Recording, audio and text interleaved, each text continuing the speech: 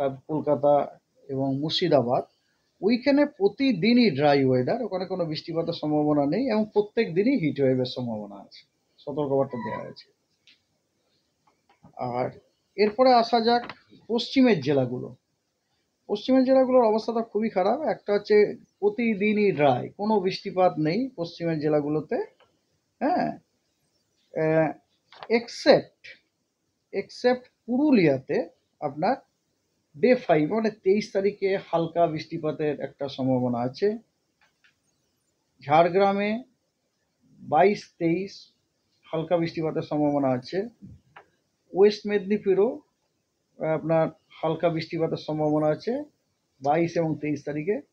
এবং বর্ধমান, বীরভূম, বাঁকুড়া এই তিনটি জেলাতে 23 তারিখে হালকা বৃষ্টিপাতের সম্ভাবনা আছে। মানে বোঝা গেল কি, আমরা একটা জিনিস বুঝলাম এখান থেকে, যে প্রথম 3 দিন কিন্তু হিটওয়েভ এবং কোনো বৃষ্টিপাত নেই।